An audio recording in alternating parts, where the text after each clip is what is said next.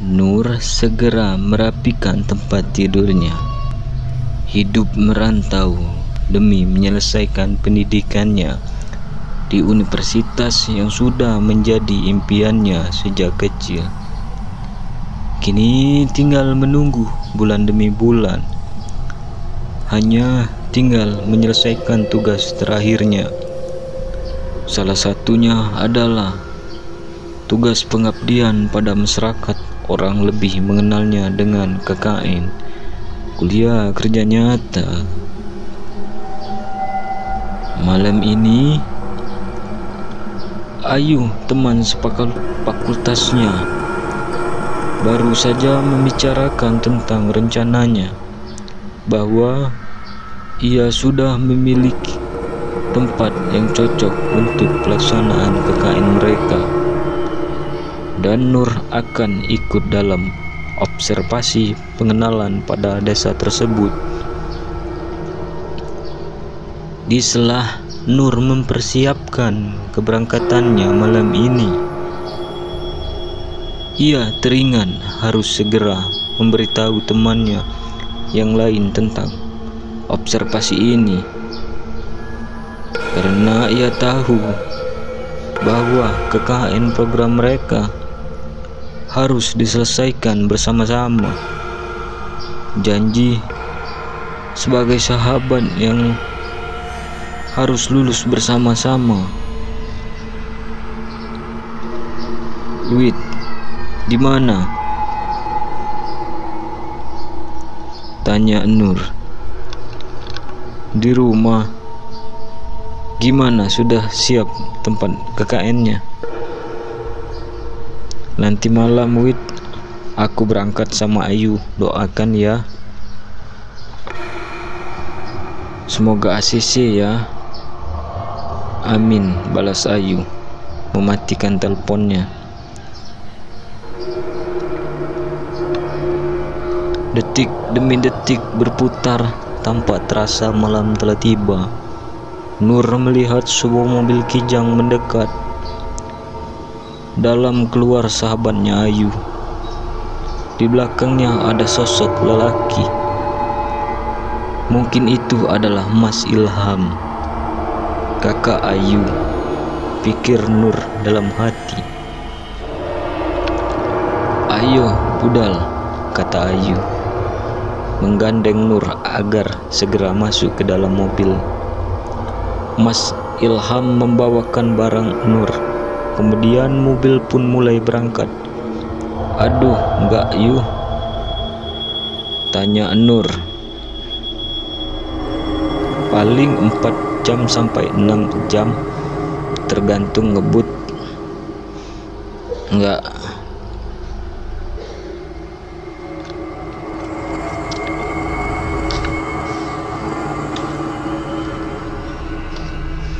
Sing jelas desane apik, tak jamin masih alami. Pokoknya cocok gawe prokir sing kena susu wingi. Yang jelas desanya bagus, tak jamin masih alami. Pokoknya cocok buat proker yang kita susun kemarin. Ayu terlihat begitu antusias, sementara Nur, ia merasa tidak nyaman. Banyak hal yang membuat Nur bimbang, salah satunya tentang lokasi dan sebagainya. Sejujurnya, ini kali pertama Nur pergi ke arah Etan Timur. Sebagai perempuan yang lahir di daerah Kulon Barat, ia sudah seringkali mendengar rumor tentang arah Etan, salah satunya kemistisannya. Mistis bukan hal yang baru bagi Nur, bahkan ia sudah kenyang dengan berbagai pengalaman akan hal itu saat menempuh pendidikannya sebagai santriwati. Mengabdikan perasaan tidak bisa dilakukan secara kebetulan semata, dan malam ini belum pernah Nur merasakan setidak enak ini. Benar saja, perasaan tidak enak itu harus bertambah seiring mobil terus melaju. Salah satu pertanda buruk itu adalah ketika Sebelum memasuki kota J, di mana tujuan kota B, Nur melihat kakek-kakek yang meminta uang di persimpangan. Ia seakan melihat Nur, tatapannya prihatin. Bukan hanya itu saja, si kakek menggelengkan kepalanya, seolah memberitakan tanda pada Nur yang ada di dalam mobil untuk mengurungkan niatnya. Namun Nur tidak bisa mengambil spekulasi apapun. Ada temannya yang lain yang menunggu kabar baik dari observasi ini. Hujan tiba-tiba turun tanpa terasa. 4 jam lebih perjalanan ini ditempuh. Mobil terhenti di sebuah tempat rest area yang sepi. Sebelum akhirnya melanjut perjalanan, Nur melihat hutan gelap yang memanggil-manggil namanya. Nur tidak berkomentar. Ia hanya berdiri di samping mobil yang berhenti di tepi jalan hutan ini. Sebuah hutan yang sudah dikenal oleh semua orang Jawa Timur. Hutan D. Tidak beberapa lama, nyala lampu dan suara motor terdengar. Mas Ilham melambaikan tangannya. Itu orang desanya. Masuknya harus naik motor. Mobil tidak bisa masuk soalnya. Nur dan Ayu mengangguk, pertanda ia mengerti. Tanpa berpikir panjang, Nur sudah duduk di jok belakang dan mereka berangkat. Memasuki jalan setapak dengan tanah tidak rata membuat Nur harus memegang kuat jaket bapak yang memboncengnya. Tanah masih lembab, ditambah embun. Fajar sudah terlihat di sana sini. Malu-malu memenuhi pepohonan rimbu. Nur melihat sesosok wanita. Ia sedang menari di atas bambu. Kelihatan matanya tajam dengan parak elok dan cantik. Si wanita tersenyum menyambut tamu yang sudah ia tunggu.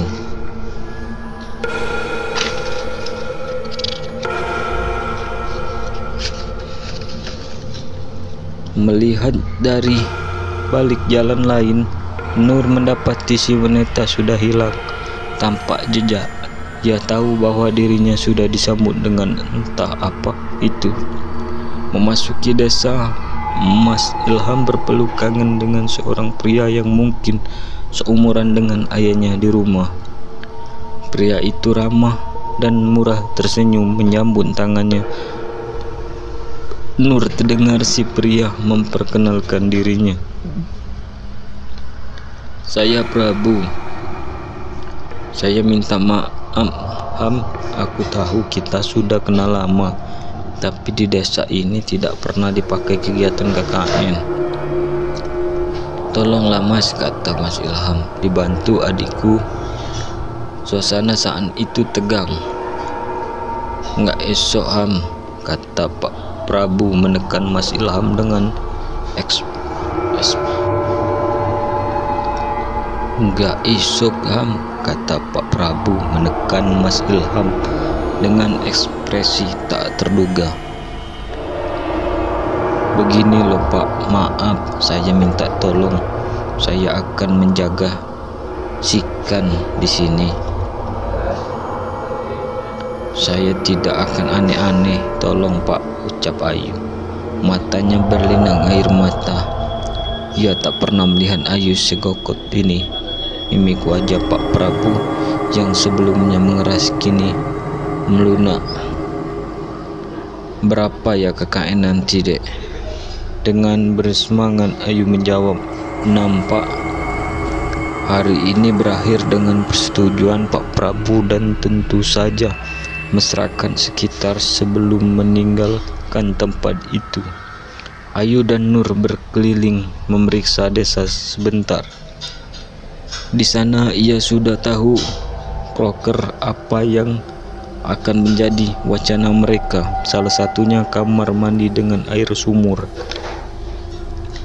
Ia tahu bahwa masyarakat mendapatkan akses air hanya dengan sungai. Jadi terpikirkan mungkin sumur lebih efisien. Di tengah mereka perundingkan berbagai proker kelak, Nur terdiam melihat sebuah batu yang ditutup oleh kain merah. Di bawahnya ada sesajian lengkap dengan bau kemenyan. Di atasnya berdiri sosok hitam dengan mata picing menyala merah. Meski hari siang bolong, Nur bisa melihatnya. Kulitnya yang ditutup oleh bulu serta tanduk kerbau. Mata mereka saling melihat satu sama lain. Sebelumnya Nur mengatakan pada Ayu bahwa mereka harus pulang. Kenapa sih Nur? Kok kamu buru-buru pergi?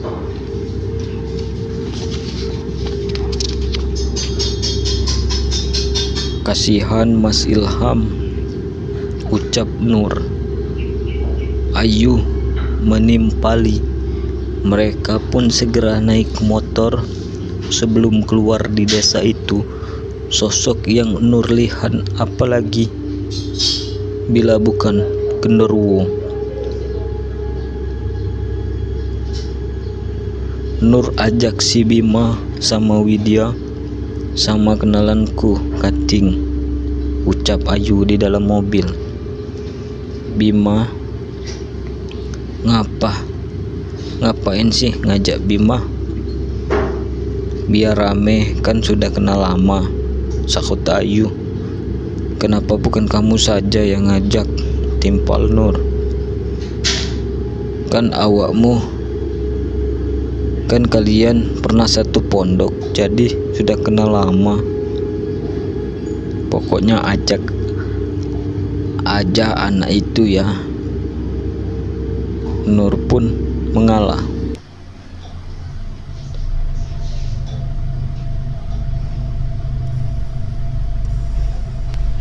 Tak telepon Widya becepet 3 wekno proposale, mumpung pihak kampus guru ngerilis daftar KKN.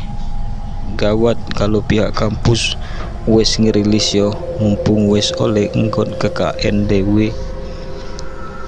Biar Widya tak telepon, biar cepat dibuatkan proposalnya.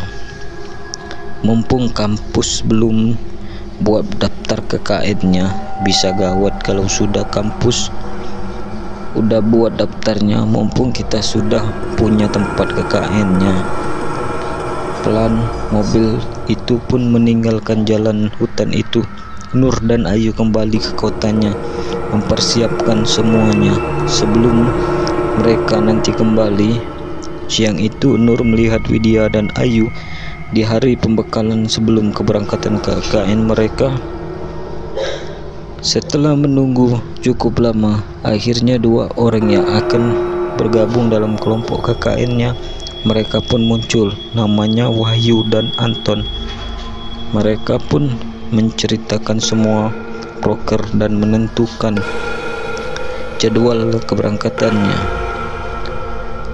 Semua anak sudah setuju, termasuk Widya yang hampir sepanjang hari terus menceritakan bahwa ibunya memiliki firasat yang buruk pada tempat KKN mereka. Nur hanya diam dan mendengar, karena di dalam dirinya ia merasakan hal yang sama. Malam keberangkatan, Nur, Widya, Ayu, Bima, Wahyu dan Anton sudah berkumpul.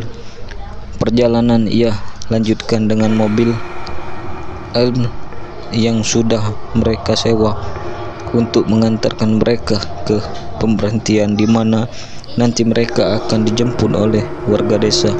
Nur masih bisa melihat temannya Widya memasang wajah tidak nyaman. Hanya sebuah harap dan Nur panjatkan bahwa mereka berangkat dengan utuh dan semoga pulang dengan utuh juga. Tetapi tidak ada yang tahu doa seperti apa yang akan diijabah oleh Tuhan. Gerimis mulai turun sepanjang perjalanan. Nur hanya melihat ke jalan yang lenggang. Tepat di pemberhentian lampu merah, seseorang mengebrak kaca mobil L-nya. Nur begitu terkejut sambil tersengak mundur dalam mobil. Nur melihat pengemis tua itu. Ia harus mengebrak mobil, membuat semua yang ada di dalam mobil kebingungan, termasuk si sopir yang berteriak agar lelaki tua itu berhenti sembari melemparkan recehan dari bibirnya. Nur melihat ia berucap, "Jangan berangkat, nak." Suaranya terdengar familiar seperti suara wanita tua. Sampailah mereka di tempat pemberhentian. Setelah menunggu, terlihat rentatan cahaya motor mendekat dari sepanjang jalan setapak. Nur mengatakan, "Itu orang desanya yang jemput kita." Tanpa membuang waktu, mereka pun melanjutkan perjalanan. Jalan setapak dengan lumpur karena gerimis pohon besar dan gelap dengan kabut di sana sini terlihat di sepanjang perjalanan. Hanya terdengar suara motor berderu, tanpa ada suara binatang malam. Namun semua berubah ketika tiba-tiba dari jauh terdengar suara gemerlan. Suaranya sayup-sayup jauh, namun semakin lama semakin terdengar jelas. Nur mengamati tempat itu. Aroma bunga melati tercium menyengat di hidungnya. Masih mencari dari mana suara itu terdengar. Tepat di antara rerumputan di samping jalan setapak, terlihat seorang wanita menunduk. Ia menunduk kemudian melihat Nur, diikuti dengan lenggak-lenggok lehernya serta ayunan gerakan tangan dan lengannya yang bergerak seirama dengan suara gemelan. Nur melihat wanita itu menari di tengah malam, di tengah kegelapan hutan yang sunyi senyap. Gerakannya begitu anggun meski motor terus bergerak. Nur bisa melihatnya. Ia menari dengan sangat mempesona, seakan-akan ia bertunduk untuk sebuah panggung yang tidak bisa Nur lihat. Siapa yang menari di malam buta seperti ini? Nur terdiam dalam kegeriang yang ia rasakan sendiri. Ketika motor berhenti dan sampailah di desa, Nur tidak mengatakan apapun. Ia melihat Pak Prabu menyambut mereka saat Pak Prabu mempersiapkan mereka di tempat peristirahatannya mereka selama di desa ini. Widya tiba-tiba mengatakan, "Pak, kok desone pelosok men yo." Demikianlah cerita lengkap KKN di Desa Penari Persih Nur, kisah nyata bernuansa horor.